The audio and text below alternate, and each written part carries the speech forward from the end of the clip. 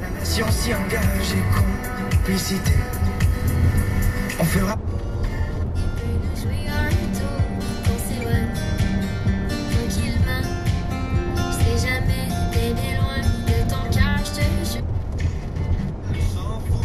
S'éclate quand même.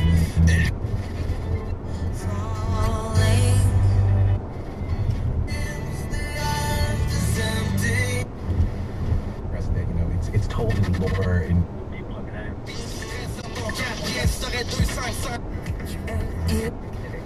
La promesse que le Québec organise, que le Canada organise.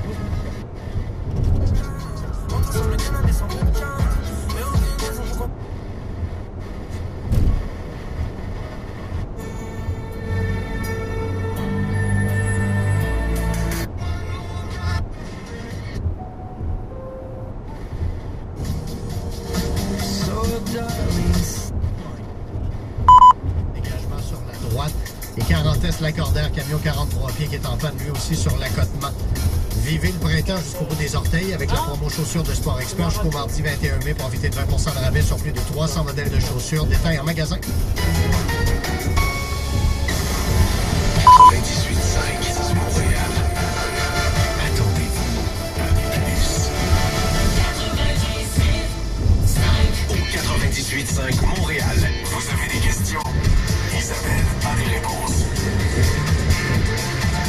Voici Isabelle. 514-790-9850 et vous pouvez nous joindre sans frais en faisant le 1-866-790-9850 pour me dire comment vous feriez les choses autrement. Vous, dans le système de la santé, on voit tous des choses là, qui nous paraissent absurdes et qu'on pourrait certainement améliorer. Vous me permettrez de poursuivre et de conclure avec le docteur Christiane Laberge qui quitte la pratique dans quelques semaines, écœurée, tannée de cette bureaucratie qui perdure.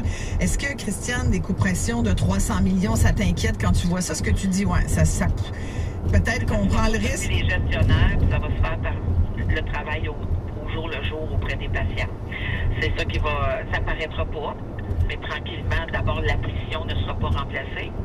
Donc, tout ce qui est attrition du personnel, c'est bien dit dans ce que Mme Mécan a dit, dans le 300 millions. Ouais. Mais tu sais, on dit par exemple, il y a trop de... on a dit... il y a trop de radiographie. C'est vrai, ça? C'est vrai, ça? Mais là, oui, regarde, une radiographie, autrefois, on est obligé de s'arranger sans. OK? L'autre chose, c'est que tu as le bal des poursuites. Et de plus en plus, on est entre nous, là, mais il y a une petite tendance où on n'examinera plus les patients, on va demander des tests. Parce que c'est beaucoup plus... Tu comprends que quand tu as des vieilles oreilles, des fois, tu pourrais manquer un souffle cardiaque. Fait que quand tu entends un petit souffle cardiaque, il faut que tu demandes une écho pour être sûr que tu n'as pas un problème de valve parce que tes oreilles sont plus aussi fiables qu'avant. Fait que là, c'est bien plus fiable une échographie. Mais l'échographie est faite par qui? Par les radiologistes. Alors, il y a des choses comme ça qui sont très particulières. L'autre chose, c'est la gestion de la médication. On est beaucoup dans la tendance de la déprescription. Par exemple, quelqu'un qui s'en va de source intermédiaire, est-ce qu'il est vraiment obligé d'avoir ses médicaments contre l'Alzheimer alors que c'est pour prévenir une hospitalisation dans 10 ans? Ben, pas sûr, hein? Il est déjà là. Est-ce qu'il peut avoir ses médicaments pour le cholestérol pour prévenir son infarctus dans 10 ans? Est-ce que c'est vraiment utile? La réponse est non. Donc, il y a des médicaments qu'on va devoir couper.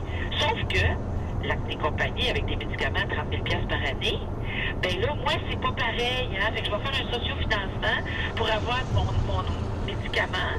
Puis là, ils vont me le donner, mais après ça, ils vont être obligés de continuer de me le donner. C'est l'Hydro-Québec médical qui avait prôné Yves Lamontagne, je te dirais que c'est à peu près le temps que ça se fasse.